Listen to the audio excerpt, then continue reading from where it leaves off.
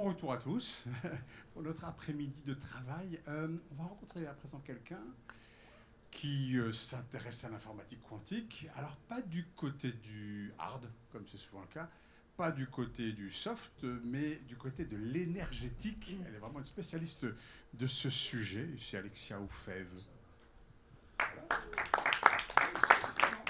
Voilà. Donc, Alexia Oufèvre, directrice de recherche au CNRS. Vous êtes basée ici à Grenoble, c'est l'Institut UNEL.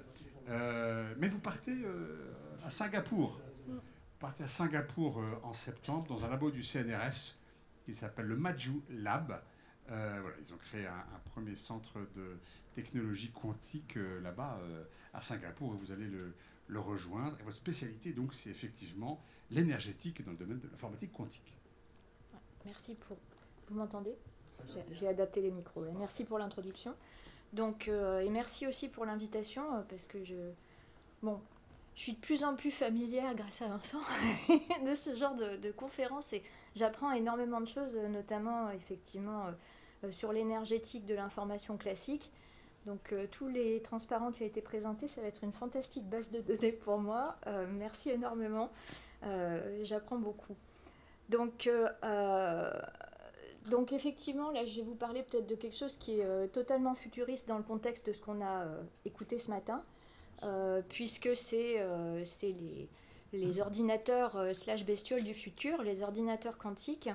Et l'idée, c'est de réfléchir à leur consommation énergétique. Et avant d'entrer dans le vif du sujet, je voudrais prendre un peu de champ et prendre une vision un peu schématique des activités humaines et réfléchir au concept d'efficacité dont j'ai cru comprendre au fur et à mesure des conférences qu'il n'était pas si consensuel que ça. Donc ici, vous avez une overview de ce que c'est une activité humaine. Vous avez une machine, vous mettez des inputs dans la machine, ça peut être de la matière ou ça peut être de l'énergie, ce sont des ressources. Et puis votre machine, vous voulez qu'elle implémente une certaine tâche avec un certain niveau de performance qu'on quantifie. Et l'efficacité, pratiquement philosophiquement, c'est décrit par le niveau de performance qu'on obtient divisé par la ressource. Bon, moi, je suis une physicienne, je connais des technologues, et on peut se dire, le but, c'est d'augmenter l'efficacité. C'est un peu ça le jeu dans notre vie. Et en fait, j'ai rencontré des gens qui m'ont parlé de l'effet rebond, qui m'ont parlé notamment du paradoxe de Jevons. Enfin, là, c'était à la conférence bas carbone que j'ai appris sur le paradoxe de Jevons, où en fait, dans ce paradoxe, donc ce monsieur qui était ingénieur au cours de la révolution industrielle, on a constaté qu'augmenter l'efficacité d'une machine qui extrait du fioul, ça a conduit à une augmentation globale de la consommation de fioul. Donc finalement, qu'est-ce qu'on fait? On arrête d'être physicien, d'être technologue et on arrête d'augmenter l'efficacité des machines parce que ça aurait des conséquences environnementales négatives. Et du coup, on peut ouvrir la boîte noire du paradoxe et puis le résoudre et se dire qu'en fait, accroître l'efficacité, donc en l'occurrence de l'extraction du fioul, ça conduit à une diminution, à une diminution du coût de la ressource. Si ça diminue le coût de la ressource, ça diminue le prix de l'objet qu'on fabrique. Si ça diminue le prix, ça augmente la demande. Et si ça augmente la demande, on augmente la consommation globale, et donc c'est pas bon. Mais tout ça, en fait, ça vous montre, et le petit code c'est le sens du petit code color que j'ai utilisé, on est sorti du champ de la physique, là. On est passé par le marché, on est passé par l'économie, on est passé par la société, donc des choses qui, a priori, ne sont pas des fatalités et qui peuvent donner lieu à une discussion, etc. Des choses qu'on peut presque voter, contrairement à la physique qu'on ne peut pas voter. Donc, moi, en fait, ce que je vous propose dans la suite de cette présentation, c'est de se dire, finalement, augmenter l'efficacité, dans l'absolu, c'est bon. C'est bon, pourquoi? Parce que effectivement, si on l'augmente, on peut prendre la route du paradoxe de Jevons, mais on peut aussi prendre une autre route qui est, je peux aboutir à la même performance en utilisant moins de ressources. Et ça, je trouve que c'est un paradigme et il y a un mindset qui est très raisonnable dans le monde à ressources finies qu'on est en train de commencer à expérimenter. Donc voilà, moi, mon but dans la vie, c'est d'augmenter l'efficacité, donc là, en l'occurrence, des ordinateurs quantiques, ça va venir. Mais avant d'arriver au quantique, je veux quand même enfoncer quelques portes ouvertes sur les ordinateurs classiques. Donc si on applique en fait le petit raisonnement que je vous ai présenté tout à l'heure sur l'informatique classique, qu'est-ce qu'on a? Notre ressource, en général, c'est la consommation de puissance électrique, souvent, et la performance qu'on vise. Donc là, on vient d'une société avec abondance de ressources, de carbone, etc. Donc ce qu'on veut, c'est calculer vite, c'est calculer beaucoup. Donc notre performance, en fait, c'est le nombre, alors c'est encapsulé dans une mesure qui s'appelle le nombre d'opérations à point flottant par seconde, donc les flops, et la performance, l'efficacité qu'on construit, c'est la performance par watt qui s'exprime en flop par watt, qui est la dimension de l'inverse d'une énergie. Et en fait, c'est magique, cette efficacité, depuis qu'on a créé les premiers ordinateurs, elle a fait qu'augmenter. Ça, c'est la loi phénoménologique de Coumet, qui nous dit que eta, cette efficacité, elle double tous les 18 mois. Malheureusement, elle a saturé depuis typiquement 2010, mais donc la pente a été excellente grâce à tous les efforts des technologues et des physiciens dans les années précédentes. Et puis, on a aussi pu augmenter l'efficacité énergétique au niveau des composants en améliorant les architectures de calcul. Donc là, on est plus du côté du soft.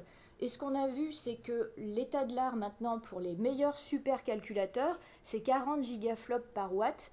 Et donc cette efficacité, elle permet aussi d'aboutir à un classement des supercalculateurs qu'on appelle le Green 500. Et donc ici, vous voyez, alors ce graphe est assez piteux parce que vous voyez probablement pas les ordres de grandeur, mais enfin je vous dis, l'état de l'art, c'est 40 gigaflops par watt. Alors, quel est le problème ? Le problème, c'est qu'on réapplique le paradoxe de Jevons ici. On a eu beau augmenter les efficacités énergétiques de nos calculateurs, on est en train d'exploser la consommation globale, donc là en l'occurrence d'électricité sur ce graphe, pour processer l'information, pour la transmettre et pour la stocker. Donc il y a beaucoup de chiffres sur le marché. Là j'ai pris celui-là qui vient d'un article, c'est documenté, mais comme je vous disais en introduction, je suis ravie d'avoir les transparents de cette conférence parce que j'aurai des choses peut-être un peu plus consolidées. Donc, juste pour finir l'inventaire des problèmes, on n'a plus de gains en efficacité qu'on peut espérer a priori sur le CMOS parce que c'est la fin de la loi de Coumet. Et puis aussi, on a un problème en termes de matière, les matériaux bruts, leur consommation et les cycles de vie, ça ne va pas dans le bon sens. On ne peut pas continuer comme ça. Je pense que c'est un peu aussi le sens de cette conférence. Donc, on a besoin d'un changement de paradigme. Et un changement de paradigme, alors ça peut effectivement venir d'un changement des mentalités, il faut qu'il y ait de la sobriété, etc.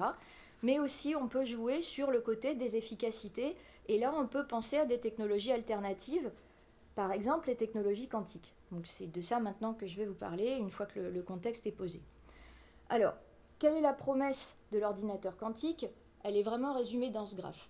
Donc on continue avec cette idée que, très 20e siècle, qu'on veut continuer à calculer plus vite et beaucoup plus vite. Donc ça, c'est le sens de ce graphe. On a des problèmes qui ont une certaine taille, et puis on a un temps de calcul. Et puis, si on utilise un ordinateur classique, à un moment donné, le temps de calcul explose, éventuellement touche l'âge de l'univers. Et puis, si on a magiquement un ordinateur quantique, on a des gains exponentiels en termes de complexité qui font que les temps de calcul qui explosent l'âge de l'univers, tout d'un coup, ils deviennent raisonnable pour les êtres humains que nous sommes. Donc ça nous permet de définir deux régimes en fait. Un régime qu'on appelle le régime d'avantage computationnel quantique, où un ordinateur quantique va simplement fonctionner plus vite, donc avec moins d'opérations physiques qu'un ordinateur classique. Et puis le régime de suprématie quantique, qui est une terminologie un peu malheureuse, mais bon, voilà, il y a une marque déposée par John Preskill, donc on parle de suprématie quantique. Et ça, c'est quand un ordinateur quantique peut calculer ce qu'aucun calculateur classique ne pourrait calculer dans un temps raisonnable, avec toute la dose d'arbitraire que ça contient. Donc ça c'est le monde idéal, on est à l'intérieur de la caverne de Platon. Si on sort de la caverne, qu'est-ce qui se passe ? Ce qui se passe, c'est que tout ce que je vous décris ici, c'est pour des calculateurs quantiques sans erreur.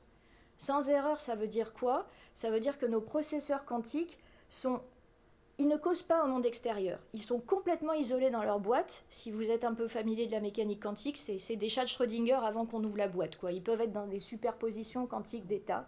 Et c'est avec ça qu'on a accès à ce parallélisme magique qui nous fait les réductions de gains de complexité. Mais ça n'existe pas vraiment. En fait, un ordinateur quantique, il va falloir se tanker le bruit quantique pour le faire fonctionner, et donc les erreurs. Et en fait, si on prend ça en compte, eh ben, il va falloir mettre en jeu de la correction d'erreur. Qui dit correction d'erreur dit opération physique supplémentaire. Qui dit opération physique supplémentaire dit augmentation des temps de calcul. Et c'est tout un débat actuellement dans la communauté où vous entendez les optimistes et les sceptiques. Les sceptiques pensent que tout ce qu'il va falloir mettre en œuvre en termes de correction d'erreur, ça va nous interdire d'avoir accès à ces gains exponentiels. Donc c'est vraiment tout ça l'enjeu actuellement de faire des ordinateurs quantiques réels, c'est d'arriver à faire en sorte que les processus pour isoler l'ordinateur du bruit ne nuisent pas aux gains en complexité. Donc moi en fait mon point aujourd'hui, c'est de faire un pas de côté par rapport au débat de la communauté et finalement considérer sur mon axe Y, au lieu de considérer le temps de calcul, je veux considérer l'énergie. Combien d'énergie ça va me prendre pour faire mon calcul quantique et du coup, en fait, me servir des concepts qui existent déjà sur l'avantage computationnel et les translater ou les traduire en termes d'efficacité énergétique.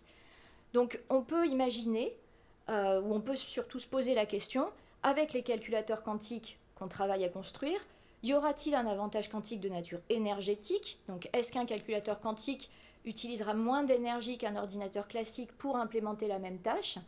Et est-ce qu'il y aurait une suprématie quantique? Est-ce qu'un ordinateur quantique serait capable de faire des tâches qu'aucun ordinateur classique ne pourrait faire avec la même énergie? Donc typiquement, dès qu'on dépasse des coûts associés à une centrale nucléaire, par exemple, il faut se dire, là, c'est pas raisonnable, on ne va pas fabriquer l'ordinateur quantique. Donc c'est ce genre de questions-là auxquelles on s'attache à répondre. Voilà. Et pour ça, en fait, il faut mettre en jeu...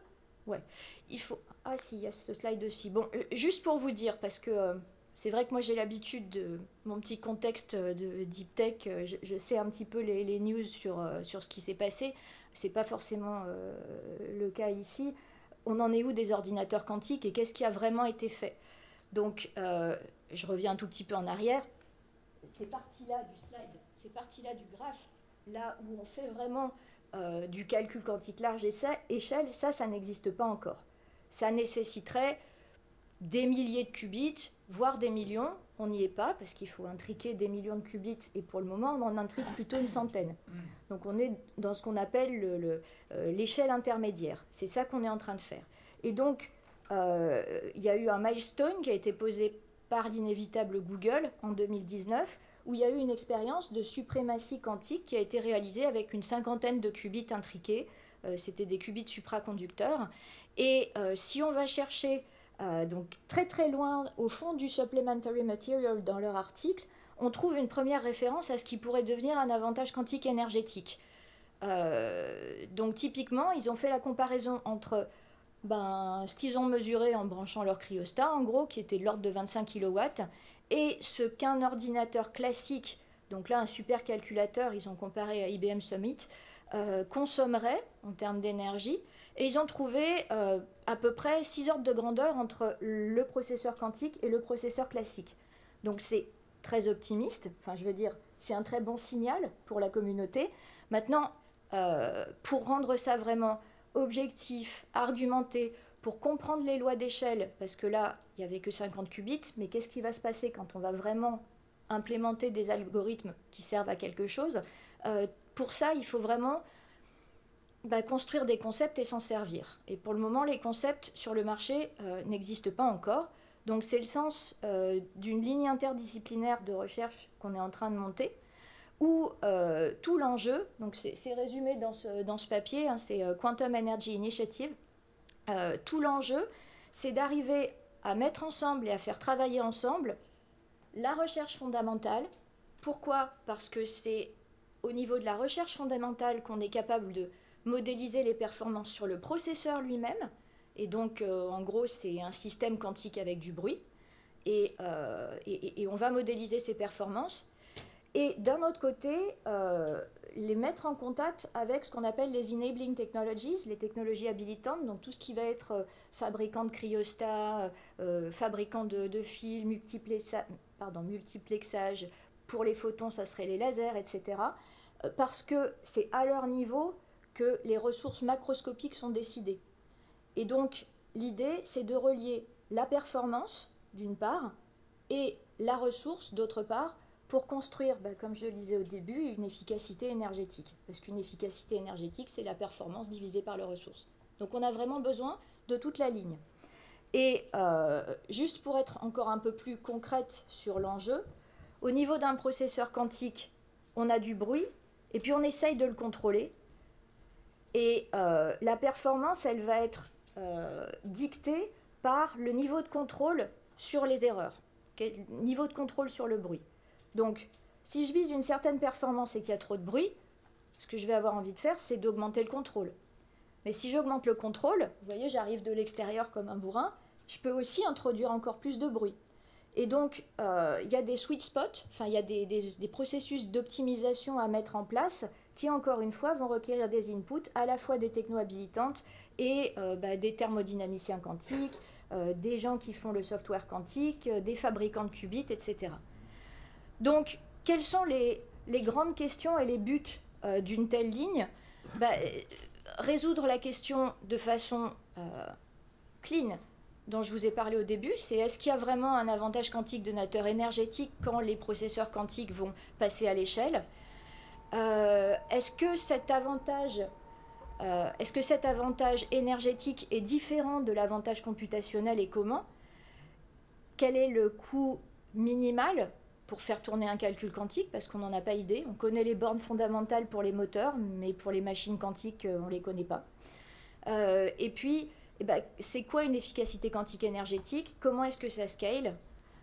Comment est-ce qu'on peut éviter les dead ends, les voies sans issue de nature énergétique qu'on connaît notamment avec le CMOS et l'intelligence artificielle? Est-ce qu'on peut créer des outils d'optimisation? Est-ce qu'on peut proposer des benchmarks énergétiques? Et tout l'enjeu de tout ça, c'est de créer cette ligne interdisciplinaire. Donc, on a Est-ce que le chairman peut me dire combien de temps il me reste? Ça va dicter à quel niveau de précision je descends. 10 minutes? Ok. Ok. Donc, on a commencé, en fait, juste pour que je vous donne un petit peu de contexte, comme je vous le disais au début, là, actuellement, la communauté quantique, et c'est normal, elle est très focalisée sur fabriquer la machine, faire en sorte qu'elle marche. Donc on est juste quelques-uns à s'occuper d'optimisation énergétique parce qu'on pense qu'en fait il faut le faire alors qu'on est en train de fabriquer la techno. Pour tout un tas de raisons qui vont de l'acceptabilité à simplement le fait que le monde est en train de changer et qu'il faut en tenir compte et faire un changement de mentalité. Donc ça joue aussi sur cet aspect-là des problèmes. Donc on a commencé à réaliser ces optimisations dans le contexte d'une collaboration très étroite avec des Singapouriens qui sont basés au Center for Quantum Technologies. Et ce qu'on a fait, c'est on a pris un modèle full stack d'ordinateur quantique du même type que celui que je vous ai montré tout à l'heure. C'est le processeur Supra de Google, celui qui a permis la première manip de suprématie quantique. Donc je vous l'ai dit, l'enjeu, c'est de modéliser au niveau macro, au niveau quantique, et de coupler les deux. Au niveau macro, qu'est-ce qu'on a fait? On a mis sur la table quelle était la ressource. Qu'est-ce qui va consommer le plus? Là, on a un ordinateur à froid. Ça va être le cryo.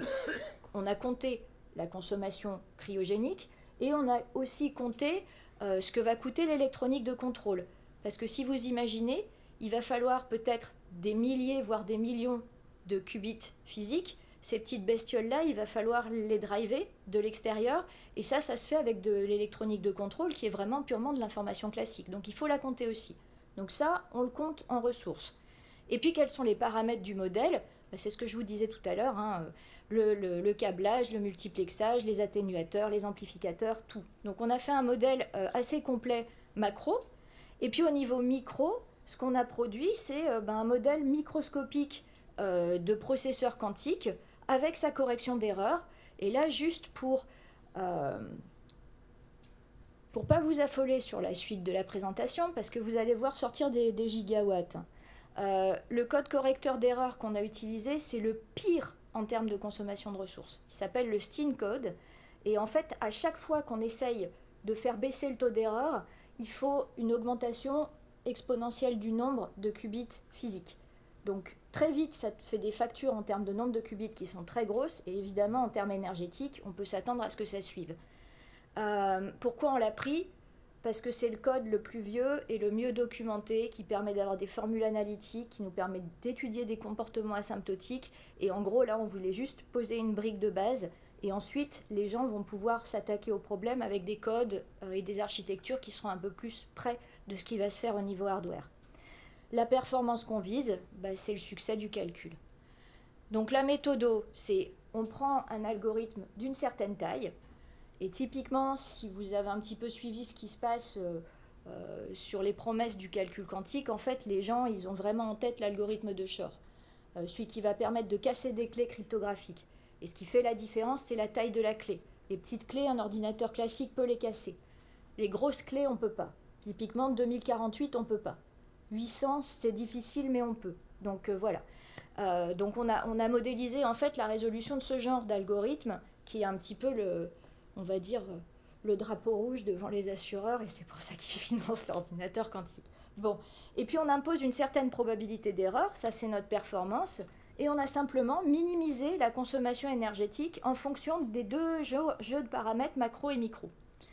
Et donc ça nous permet de répondre à des questions qui sont aussi bien de nature purement ingénierie, c'est-à-dire on peut répondre simplement à des ingénieurs qui nous demandent mais notre électronique de contrôle, il faut qu'elle soit dedans ou dehors? Et puis les qubits, là, il faut que je les mette à quelle température? Donc ça, on a des réponses. Et puis, on peut aussi répondre à des questions plus de physique. C'est quel est l'impact de l'architecture de calcul? Quel est l'impact de la qualité des qubits et du taux naturel d'erreur qu'ils portent? Donc je vais aller vite maintenant, j'arrive pratiquement à la fin. L'outcome du modèle, ça va être simplement un set de données qui est la température des qubits, la température de la génération de signaux, des atténuateurs et le niveau de correction d'erreur, qui minimise la conso de puissance. Et les premières réponses qu'on a eues, c'est que l'électronique de contrôle, pour certaines données typiques de conso par qubit, il vaut mieux la mettre dehors. Je vous dis juste ça, ça marche dans une conf de calcul quantique. Peut-être là, c'est pas important, mais écoutez, c'est sur le slide, donc je vous le dis. Aussi, je vous dis que, et ça vous surprendra pas, je pense que moins mes qubits sont bruités naturellement, et mieux c'est pour la conso énergétique globale. Donc la sensibilité, c'est que si j'augmente la fidélité d'un qubit par 10, je vais diminuer la conso de puissance par 100. Voilà, c'est ce genre de résultats généraux qu'on a trouvés. Et donc, pour en revenir maintenant à cette notion d'avantage énergétique quantique avec lequel j'ai démarré la présentation, je vous vends la mèche, on dirait qu'il y en a un. Il y en a un, même avec un code correcteur qui est monstrueusement gourmand en ressources. Donc tous les espoirs sont permis pour des codes plus réalistes. J'argumente. On a modélisé le cassage. Ouais. Comment on casse, quoi. Je sais plus comment on dit, je dis breaking, mais bref. Le breaking, voilà. Le breaking d'une clé cryptographique, alors de deux tailles. On a pris une taille qu'un ordinateur classique peut casser et une taille qu'un ordinateur classique ne pourrait pas casser. Donc régime d'avantage computationnel et suprématie computationnelle. Là, c'est simplement le régime d'avantage computationnel. Ce qu'on voit, c'est que pour casser une clé de 829 bits, donc il y a des collègues à INRIA qui ont fait le calcul et qui ont trouvé que ça fait typiquement 965 gigajoules. Nous, le calcul avec notre modèle de calculateur quantique, usine à gaz avec un code correcteur affreux, on trouve 2 ordres de grandeur en moins. Déjà, ça permet d'être relativement optimiste. Et puis, quand on est en régime de suprématie quantique, donc là c'est la clé mythique, celle qui fait 2048 bits, là on ne s'amuse même pas à calculer la conso du calculateur classique parce que de toute façon c'est au-delà de l'âge de l'univers, donc c'est sûrement trop. Et puis le calcul quantique, avec le code qu'on a utilisé, c'est juste 38 gigajoules. Donc maintenant vous me voyez jouer avec ces chiffres énormes et vous vous dites mais pourquoi on ferait ça? Ce que j'ai pas du tout mentionné dans l'histoire, c'est l'histoire des usages. Mais en fait, l'idée, c'est vraiment d'imaginer que si on a un super calculateur, alors on peut l'utiliser pour casser des clés crypto, mais on peut aussi l'utiliser pour faire des choses qui pourront être vraiment utiles, notamment optimiser des consos énergétiques. Par exemple, trouver des solutions au changement climatique. Ça, c'est quelque chose que je n'ai pas intégré parce que je vais être fidèle à cette doctrine. Moi, je suis physicienne, je vous parle de physique. Je ne parle pas de Jevons et je ne parle pas de use case. Mais il faut avoir ça en tête aussi. Ça vaut le coup et peut-être ça coûtera moins d'énergie qu'un calculateur classique. Pour finir, on a construit une figure de mérite qui est l'efficacité quantique énergétique. Donc simplement en divisant la taille de la clé cryptographique par l'énergie consommée par le calculateur, soit classique, soit quantique. Donc le classique, il est en orange, c'est le plot à gauche. Je n'ai pas de pointeur et je n'ai pas de bras télescopique, mais bref, vous voyez l'histoire. Le classique est en orange, le quantique est en bleu. Et ce que vous voyez, c'est qu'à partir d'une certaine taille de clé, l'efficacité du quantique est au-dessus du classique. C'est le régime d'avantage quantique énergétique qu'on a calculé et là dont vous voyez le comportement en fonction de la taille de la clé. On s'est aussi amusé à calculer le temps de calcul. Donc dans le cas d'un calculateur classique ou quantique, et ce qu'on voit, c'est que le classique passe évidemment au-dessus du quantique, après une certaine taille de clé, parce que ça devient trop compliqué. C'est ce qu'on appelle le régime d'avantage computationnel dont je vous parlais au début. Vous voyez que les deux régimes ne sont pas les mêmes. Donc ça vaut le coup de travailler sur les deux en parallèle. Et comme je vous ai dit plusieurs fois, actuellement les gens visent l'avantage computationnel. Ils veulent calculer plus vite, mais peut-être à un moment donné, on pourra inverser le mindset et se dire non, mais en fait, moi, c'est l'énergie que j'ai envie d'optimiser. C'est pas le temps de calcul, je veux bien attendre. Et ça, c'est aussi quelque chose qu'on essaye de faire percoler dans les pensées, c'est qu'il y a plusieurs figures de mérite et il y en a une qui va rapidement devenir plus importante que l'autre. Voilà, j'arrive à mes conclusions. Donc, les messages pour rentrer à la maison, c'est qu'on a mis en place des modèles et des outils conceptuels pour mesurer l'avantage quantique énergétique. C'est un futur énorme intérêt pratique de l'ordinateur quantique qui est relativement peu abordé pour le moment, mais ça vaut vraiment le coup de regarder. Il faut explorer ça et optimiser maintenant. Et pour ça, il faut monter cette ligne de recherche interdisciplinaire. On a proposé un new benchmark qui est cette efficacité quantique énergétique. C'est un nouvel outil pour optimiser et peut-être que ça peut motiver à construire un Quantum Green 500 et pas juste un Green 500. Les perspectives sont grosses parce que l'idée c'est de varier les technologies de qubits, c'est de varier les paradigmes de calcul, c'est aussi d'investiguer plusieurs technologies quantiques parce que là je vous ai juste parlé du calcul, mais on a aussi la communication quantique et puis on a la métrologie quantique. Et tout ça, ça se prête très bien à des analyses en utilisant simplement les concepts que je vous ai montrés, une performance, une conso énergétique, on construit une efficacité, on optimise. Et donc ça pose des challenges qui sont de nature ingénierie, méthodo et fondamentale. Bon, ça c'est un peu d'autopub pour notre ligne, notre micro-initiative énergétique France-Singapour. Il y a beaucoup d'expérimentateurs, donc là essentiellement français, anglais, américains, avec qui on travaille et qui sont aussi intéressés par ces idées au niveau très fondamental, de la petite boîte des portes logiques quantiques, mais qu'on peut coupler très vite aux techno-habilitantes. Et puis, il y a aussi des industriels avec qui on discute. Il y a un projet qui s'appelle Cryolink qui vient de démarrer pour justement travailler sur des versions d'ordinateurs quantiques full stack, pas uniquement qubit supra, mais aussi spin silicium, et puis photon, et tous les autres plateformes qu'on peut trouver sur les futurs marchés, vu que c'est un marché futur, c'est une deep tech. Donc voilà, merci pour votre attention. Merci beaucoup, Alexia Oufèvre. Comment est-ce que est accueillie votre initiative, cette thématique que vous amenez dans ce monde de l'informatique quantique où on le comprend, c'est tout neuf, c'est tout récent, on se bat les uns contre les autres, et puis c'est la course à la performance, et vous leur dites, oui, mais attendez ça. Je vous proposais de compliquer un petit peu votre travail. Alors j'ai envie de dire, ça dépend. Il y a un peu un chaos de réactions. Il y a les réactions du style fabriquer la machine d'abord et on verra après. Donc ça, j'en ai un peu parlé pendant le talk. Bon, très honnêtement, je trouve que c'est un peu courte vue. Il y a les réactions, mais il y a globalement au niveau individuel beaucoup de réactions très positives. Mais la question, c'est d'accord, on veut bien, mais comment on fait ? Et donc une fois qu'on a diagnostiqué ça, et ben, l'idée c'est d'apporter des méthodos et c'est ce qu'on vient de poser sur la table. Donc maintenant on va voir comment ça s'accrète et comment ça prend de l'ampleur.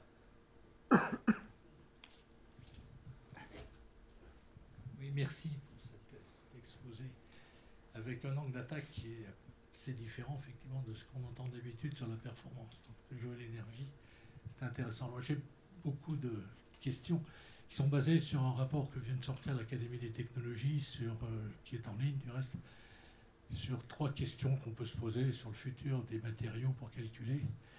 Et il y a tout un article sur le quantique qui s'est trouvé conforté du reste par un papier qui est sorti dans les MIT Tech Review par le patron du laboratoire de la matière condensée à l'université du Maryland, qui en gros dit: excusez-moi, j'ai été un fanat mais ça ne va pas marcher. Donc il y a quand même cette question là derrière, c'est que ce que disent les gens, ce que dit le rapport de l'Académie des technologies, c'est que, parce qu'il faut quand même être réaliste, alors on peut dire, je crois que sur le point de vue de la recherche physique, c'est intéressant parce qu'on découvre des tas de phénomènes, comme vous l'avez montré. Maintenant, sur la réalité et l'argent qu'on y met par rapport à d'autres solutions potentielles, on peut quand même se poser des questions sérieuses. Si vous voulez. Et les questions qu'on pose, c'est finalement dans la partie droite de votre diagramme, c'est-à-dire disons, tout domaine où on suppose l'universalité du calcul de la machine, il n'y a aucune, mais il n'y a rien du tout actuellement qui permet de dire qu'on y arrivera. Pour les raisons que vous évoquiez, c'est-à-dire qu'il faut tellement de milliards de qubits, éventuellement de codes correcteurs d'erreurs, pour qu'au moment de la décohérence, on ait un peu de fiabilité sur ce qu'on observe, qu'on n'en ait qu'à quelques cinquantaines ou centaines de qubits, on est loin des millions, voire des milliards. La réponse va être plus courte que la question. Alors, allons-y. Donc la question, non, mais c'est important de resituer ça, parce qu'on Oui. donne comme acquis le fait qu'il va y avoir des machines... Alors, on va écouter Mme Aufèvre. Ouais, si vous avez entendu ça, c'était vraiment pas mon point. Je remarque que M. Rouquayrol, qui est déjà exprimé un certain scepticisme oui. vis-à-vis de l'intelligence artificielle, en exprime un autre vis-à-vis de l'informatique quantique. Allons-y. Ouais. Alors, allez-y. Bon, moi, en général, j'ai une réponse un peu bouddhiste là-dessus, c'est le chemin est plus important que la destination. Et c'est exactement là-dedans que se trouve la communauté quantique à l'heure actuelle.